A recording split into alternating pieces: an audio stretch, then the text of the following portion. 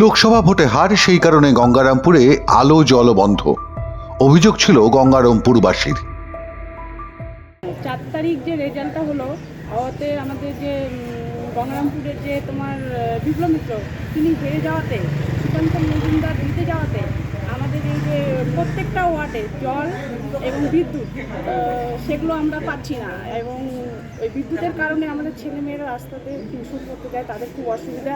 আর জল না থাকাতে আমাদের তো প্রত্যেক বাড়িতে সবার তো সামর্থ্য নেই জলের ব্যবস্থা করবে। এই সময় তো কলে কারো জল নেই, বাড়িতে কারো মার্শেল নেই, ওই পথের জল নিয়ে ওরা মানে জলটাকে দিয়ে জীবন বাঁচায়। সেই জলটা না থাকাতেই তাদের খুব সমস্যা হয়ে গেছে।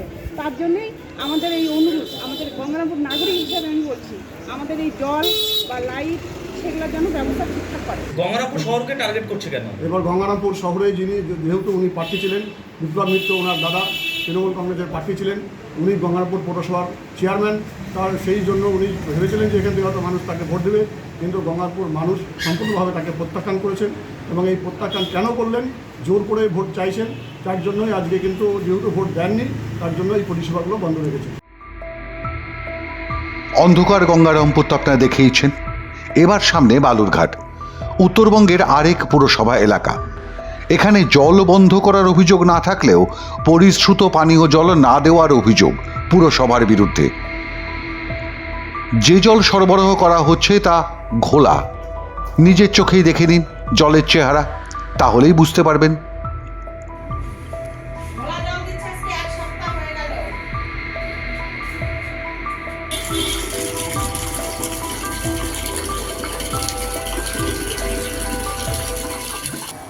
এই বাড়ি বাড়ি জল দেওয়ার কানেকশনগুলো দিচ্ছেন, কিন্তু বিগত বেশ কিছুদিন ধরে বালুরঘাটের প্রত্যেকটি বাড়িতেই ঘোলা জল বের হচ্ছে।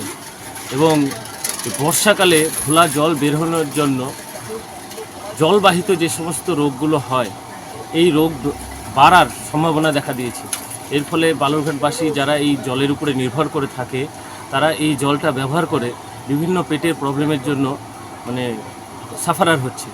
তা আমি বালুরঘাটবাসী হিসেবে আজকে বালুরঘাট মিউনিসিপ্যালিটিকে অনুরোধ করব যে তারা দ্রুত যেন এই সমস্যাটির সমাধান করে বালুরঘাটবাসীকে পরিষ্কার জল প্রদান করে। একদিন দুদিন নয়, আশ্চর্যজনকভাবে নির্বাচনের ফল ঘোষণার পরদিন থেকেই টানা 10 দিন এই একই ঘোলা জল সরবরাহ করা হচ্ছে বালুরঘাট পুরসভার সমস্ত অঞ্চলে। আমরা সমস্যায় আছি, তো জল একেবারেই মুখে তোলা যাচ্ছে না, প্রচণ্ড নোংরাভাবে জল আসছে। এই কারণে আমরা প্রায় গত 10 দিন ধরে আমরা পৌরসভায় জানানো সত্ত্বেও কোনো অ্যাকশন নিচ্ছেন না। তারা কী জন্য নিচ্ছে তা জানি না। এত ঘোলা জল, আশেপাশে প্রতিবেশীরাও বলে যাচ্ছে জল খাওয়া যাচ্ছে না, দিদি দেখুন আপনারা কিছু করতে পারেন কি না। তার সত্ত্বেও আমাদের ছেলেমেয়েরাও অসুখে পড়ছে, মানে পেট খারাপ হয়ে যাচ্ছে এই জল খেয়ে। অভিযোগ, ওই ঘোলা জল পান করে অনেকে অসুস্থ হয়েও পড়েছেন। স্বাভাবিক কারণেই রাজ্যের বিরোধী দল বাম ও বিজেপির পক্ষ থেকে প্রতিহিংসার অভিযোগ করা হচ্ছে। তাদের অভিযোগ, গঙ্গারামপুরের মতো বালুরঘাটেও নির্বাচক মণ্ডলীকে শিক্ষা দিতেই অপরিশ্রুত জল সরবরাহ করছে বালুরঘাট পুরসভা।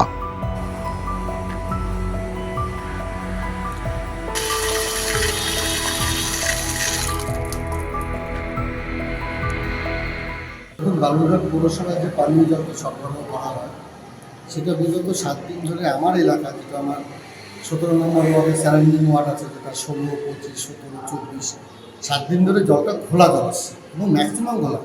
যে জল দিয়ে মানুষ, একটা পানীয় জল মানুষ মানে কাপড় পর্যন্ত কাচতে পারছে না। যার জন্য আমরা এলাকার মানুষ তো সব আতঙ্কিত যে জলটা এরকমভাবে হচ্ছে, জলটা কতদিন থাকবে এবং জলটা ভুলবশত কেউ যদি পান করে সেটা তার থেকে একটা মহামারী ছড়াতে পারে। কিন্তু প্রত্যেকটা বাড়িতে বাড়িতে আমি গিয়ে দেখছি, আমি আজকেও গিয়েছিলাম, বাড়িতে দেখছি জল নোংরা জল, তার সাথে পোকার মতো কিরকির ছোট ছোট একদম গাছের শিকড় বা পোকা টোকা এগুলো। যাতে এটা পরিশোধিত জল, এই পরিশোধিত জলের মধ্যে এরকম নোংরা থাকবে কেন? আমরা আগামী দিনে আমরা বৃহত্তর আন্দোলনে সামিল হচ্ছি। এই জল নিয়ে আমরা যাব পৌরসভার কাছে। তবে বালুরঘাট পুরসভার চেয়ারম্যান অশোক মিত্রের দাবি, এই ঘোলা জলই নাকি স্বাস্থ্যকর। তার অদ্ভুত যুক্তি, অতিরিক্ত ক্লোরিনেশনের ফলেই নাকি জল ঘোলা। অথচ ক্লোরিনের গন্ধটুকুও জলে নেই। তার আরও এক মজাদার দাবি, আচমকা আত্রেই নদীর জল বেড়ে যাওয়ায় যে জল ওয়াটার ট্রিটমেন্ট প্ল্যান্টের ট্যাঙ্কে তোলা হয়েছে সেই ট্যাঙ্কে বাড়তি ক্লোরিন, ফিটকিরি মেশানো হচ্ছে, ফলে জল ঘোলা হয়ে গেছে।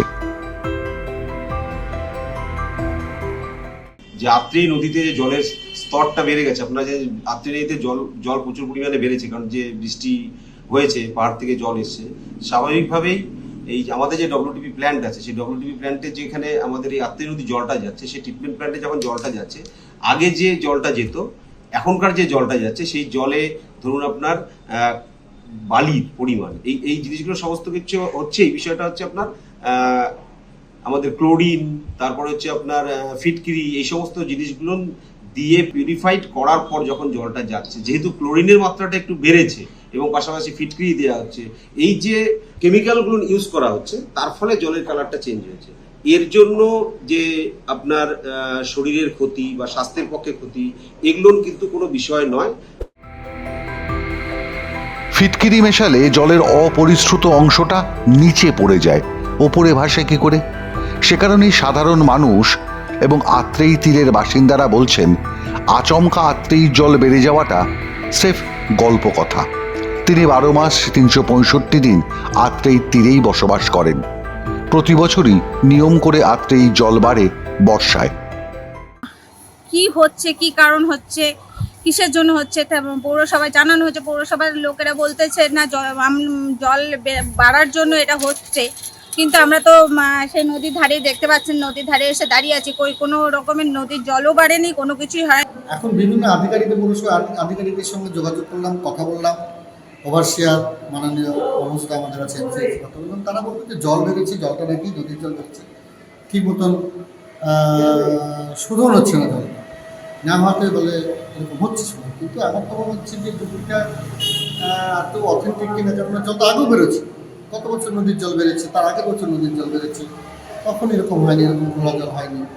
পৌরসভাকে তৎপর হতে হবে। মানুষের মনে একটা ভয়, আতঙ্ক রিসেন্ট মানুষের মধ্যে শুনতে হচ্ছে, কথাটা সত্যি মিথ্যা আমি জানি না, আপনারা সাংবাদিক মানুষ ভালো বলতে পারবেন। বালুরঘাট শহরের মানুষ বলছে যে গঙ্গারামপুরে নাকি সম্ভবত লোকসভা ইলেকশন হয়ে গেল, গঙ্গারামপুর পৌরসভায় নাকি শাসক দল যারা আছেন তারা হেরে গেছেন। তো গঙ্গারামপুরে নাকি অনেক পরিষেবা, পৌর পরিষেবা থেকে মানুষ বঞ্চিত হচ্ছে, বালুরঘাট শহরের মানুষ বলছে।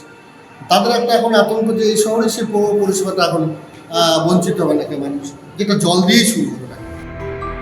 সুতরাং সম্ভাবনা একাধিক।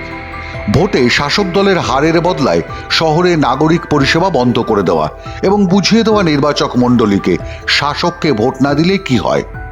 দেখ এবার সাংসদ এসে কি করে। 2, তৃণমূল পুরসভার অপদার্থতা, ওয়াটার ট্রিটমেন্ট প্ল্যান্টের কাজও ঠিকমতো করতে না পারা। যেটাই হোক না কেন, তা বালুরঘাট পুরসভার চেয়ারম্যানের দিকেই হাত তুলছে। দায় কি এড়াতে পারে বালুরঘাট পুরসভা? বিজেপির পক্ষ থেকে জানানো হয়েছে, এবার চেয়ারম্যানকে ওই ঘোলা জল প্রকাশ্যে খেয়ে প্রমাণ করতে হবে সরবরাহ করা জল স্বাস্থ্যকর। চ্যালেঞ্জ নেবেন তো বালুরঘাটের চেয়ারম্যান? আর ইতিমধ্যেই স্বচ্ছ পানীয় জলের দাবিতে পথে নেমেছে বালুরঘাটের বামফ্রন্ট। মাধ্যম ব্যুরো রিপোর্ট।